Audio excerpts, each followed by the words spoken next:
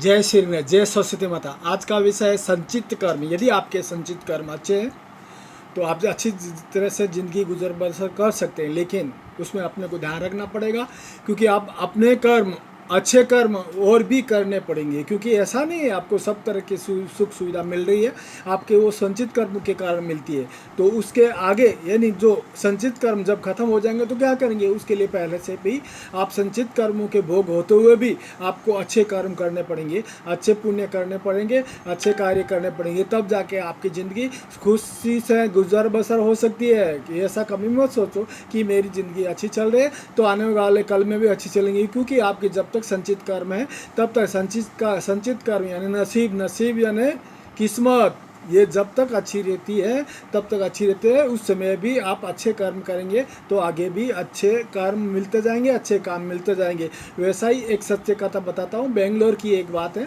एक पिता के दो लड़के थे और दो लड़के थे, एक दुकान था, एक फैक्ट्री था।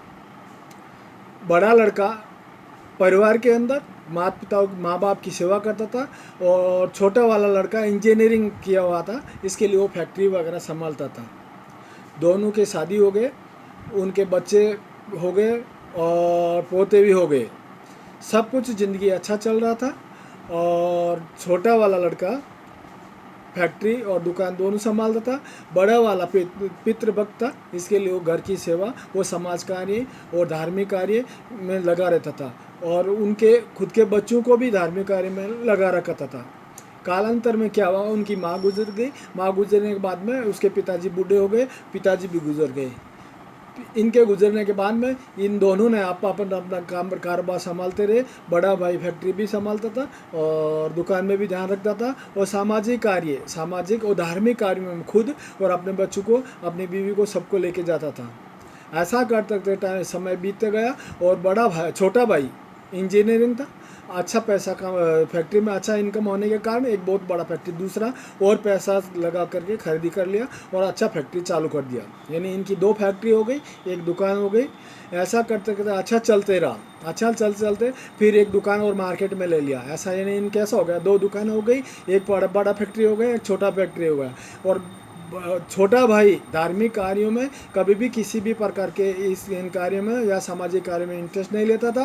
वो खाली काम में ध्यान देता था। उसको समझता था कि जो कुछ मिलता है मेरे कारण से बड़े भाई को मिलता है, इसके लिए जो वो धार्मिक कार्यों में जो भी पैसे वगैरह खर्च करता था तो उसके ऊपर उसका ध्यान हो गया और उसने बोला, भाई तू जो सामाजिक कार्य करता है, दुकान और इंडस्ट्री के अंदर ध्यान नहीं देता, इसके लिए ये कहाँ तक कैसे चलेगा। तो उसके डोनेशन के ऊपर वाद विवाद होते होते वाद बढ़ने लग गए। तो कालांतर में ये दोनों डिवाइड हो गए।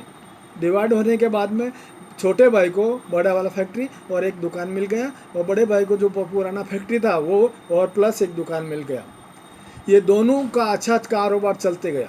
अच्छा चलते चलते बड़ा जो वाला है वो कार्यकाल में अच्छा काम करता था, सामाजिक कार्य भी करता था, धार्मिक कार्य भी करता था। ये दोनों कार्य में संलग्न रहने के कारण उनके बच्चों को भी सामाजिक और धार्मिक कार्य में संलग्न रखता था।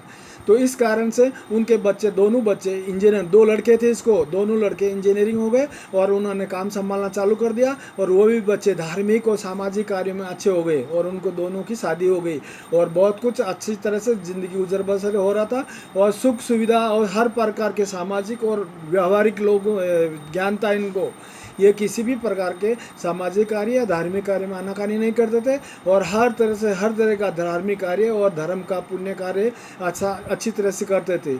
उसमें छोटे भाई के भी दो लड़का और एक लड़की थी। दोनों लड़के उनके इंजीनियरिंग हो गए और अच्छा कारोबार चलता था। लड़की का कैसा हो गया कि आजकल का ट्रेंड चल रहा है, इसके लिए लड़की का लव मैरिज हो गया। लव मैरिज होने से फिर वो कैसा हो गया, बेंगलोर में रहना छोड़ करके, जिससे लव मैरिज हुआ वो इंजीनियरिंग के पास था और लड़की भी इंजीनियरिंग के पास थी, तो वो दोनों बॉम्बे आ गए। बॉम्बे आने के बाद में लड़के को 80,000 का सैलरी मिलता था और लड़की को 40-50 हज़ार रुपये सैलरी मिलता था। ऐसा करके ये बॉम्बे में भाड़े के फ्लैट में गुजर बसर कर ज़िंदगी गुजारते थे। क्योंकि लव मैरिज किया हुआ तो इसके लिए छोटे भाई जो इसके भाई बंद से इस परिवार से वो टूट गए थे और कोई इसको इंटरेस्ट नहीं देते थे। अब रहा इनका जो छोटा भाई जो था, वो जो इनके दो लड़के एक लड़की है, इनका अच्छी तरह से गुजर चलता था। कालांतर में क्या हो गया, उसकी मिसेज गुजर गई। मिसेज मिसेज गुजरने के कारण वो बॉम्बे चला गया। बॉम्बे चलने के बाद में वो अच्छी तरह से, उसका एक फ्लैट था, एक दुकान था बॉम्बे में, क्योंकि वो उसने पैसे कमा के बॉम्बे में ले लिए थे, तो अच्छी तरह से गुजर कर रहा था। और बॉम्बे में एक दुकान का जो भाड़ा 1.5 लाख रुपए आता था, और फ्लैट में रहता था। कई दिन रहते रहते वो 1.5 लाख रुपए भाड़े में बहुत अच्छा गुजर बसर होता था। वो लड़की से भी मिलता रहता था, क्योंकि माँ बाप का जीवन रहता है, वो अच्छी तरह से वो बाप के ऊपर, लड़की के ऊपर जीव रहता था। तो कालांतर में क्या हो गया कि इसके जो लड़के हैं वो बेंगलोर में रहते थे, और उनके भी कारोबार बढ़ाते, दोनों लड़कों ने मिलकर के एक फैक्ट्री और बढ़ा लिया। यानी कैसा हो गया, दोनों लड़कों को एक फैक्ट्री हो गई और एक बंगला और हो गए, यानी दोनों लड़कों को 2 बंगले हो गए और एक 2 फैक्ट्रियाँ हो गई, और सब कुछ अच्छी तरह से चल रहा था इसका। अच्छे चलते चलते क्या हो गया कि इसने अपने बच्चों को और किसी को भी सामाजिक व धार्मिक कार्यों में इंटरेस्ट नहीं लिया था, और इसने भी कुछ पुण्य कर्म नहीं किए थे। ये तो सोचता था कि अपने को जो मिला नसीब से मिलता, इसके लिए जो अपना है अच्छा ही होगा, अपने को बुरा नहीं होगा। इसके लिए कुछ धार्मिक कर्म या अच्छे कर्म नहीं करने से धीरे धीरे उसके जो संचित कर्म खत्म होने लग गए। जब संचित कर्म खत्म हुए तब वो उसके साथ में भुगत होना चालू हो गया, तो उसका शरीर बीमारियों से ग्रसित होने लग गया।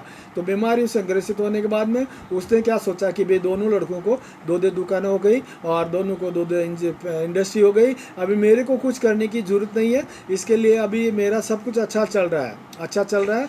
तो मैं ये जो फ्लैट बॉम्बे का और ये दुकान है, मैं मेरी लड़की को दे देता हूँ, क्योंकि लड़की ने क्या बुरा किया, अभी हो गया लव प्रेम आजकल का ज़माना, ऐसा सोच कर उस लड़की को फ्लैट दे दिया, और वहाँ का एक दुकान का जो 1.5 लाख का भाड़ा था वो भी उसके नाम कर दिया दुकान।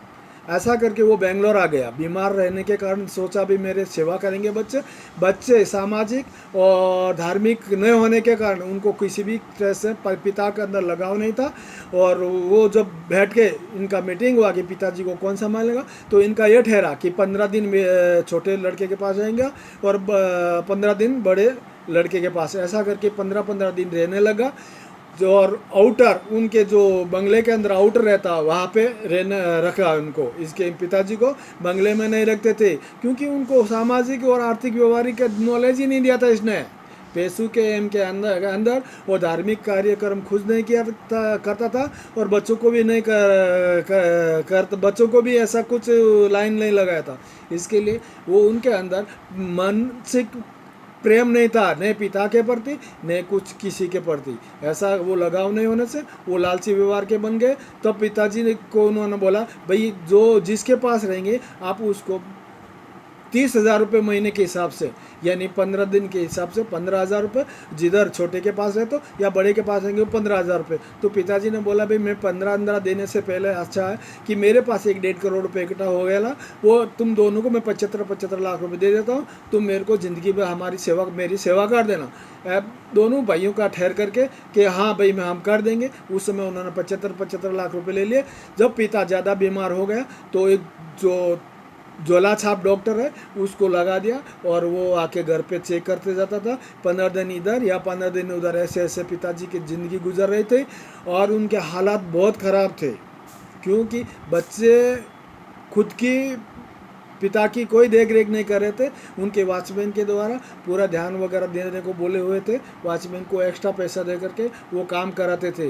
ये फिर उसका जो बड़ा भाई है, यानी इन बच्चों के बड़े पिता जो मिलने आते तो उनके साथ में पोते बहू और बेटा आता था। वो आकर के फिर पहले बोलते, बच्चे दौड़ करके बोलते थे हम दादा आ रहे। तो ऐसा करके वो फिर वो नीचे आउटर के अंदर उसके जो भाई रहता था उससे मिलने को जाता था। तो वो उसको बड़े भाई को दे करके वो रोता था। क्यों रोता था कि भाई आपने जो अच्छे कर्म किए, धार्मिक कार्यक्रम किए, सामाजिक कार्यक्रम किए, आपके बच्चों को आपने सब तरह से अच्छा आर्थिक व्यवहार दिया, इसके लिए आपके बच्चे आपकी सेवा करते हैं, मेरे बच्चे मेरी सेवा नहीं करते। आज मेरे को कई बीमारियों ने ग्रसित कर लिया है, इसके लिए मैं हमेशा तड़पते रहता हूँ और मैं रोते रहता हूँ। इसका मतलब ये हुआ कि आज तक वो आदमी भुगत रहा, 6-7 साल हो गए, आज तक वो कभी छोटे भाई लड़के के पास रहता या कभी बड़े लड़के के पास रहता, और उनकी बेटी मिलने को आने के लिए, बीमार है पिता मिलने को आते तो वो दोनों भाई उसको अंदर नहीं लेते थे, तो वो बड़े पिता के पास जाकर के लड़की रहती थी, और मिलने को पिता के साथ जिस भाई के पास रहते थे उनके पास मिलने को आकर के मिला के वापस वो अपने बॉम्बे चली जाती थी। यानी कैसा हो गया, ने खुद अपने बेटी से मिल सकता था, ने अपने घर में रख सकता था, ने खुद घर में रह सकता था, क्योंकि दोनों लड़कों के आउटर में रहता है कि ये इसने उस समय अच्छे कर्म पुण्य कर्म नहीं किए थे, क्योंकि संचित कर्मों के ऊपर चलता रहा। अब जब संचित कर्म खत्म हो जाते हैं तब अपने भोगों को प्राप्त करता है, तो यही भोग आज उसके सड़ रहा है। कोई बच्चे उसको पूछते नहीं है, कभी आके नहीं पूछते कि डैडी कैसे तबीयत है, कभी नहीं। डॉक्टर लगा दिया, वो झोला छाप डॉक्टर आता है, उनको पैसे ठहराए ले, वो आके जो ट्रीटमेंट देता देते चले जाता है। वॉचमैन जो सेवा भाव करता है वो कर देता है, घर से उनका खाना वॉचमैन ला के दे देता, खिलाया खाया तो खाया, नहीं खाया नहीं खाया। वो पिता उनका रोते रहता है। मेरा कहने का मतलब ये है मेरे भाइयों, जिस प्रकार से आपके संचित कर्म अच्छे, तो भी आप अच्छे कर्म करते रहिए, पुण्य कर्म करते रहिए, सामाजिक कर्म करते रहिए, ईश्वरीय कर्म भी करते रहिए, धार्मिक कर्म भी करिए।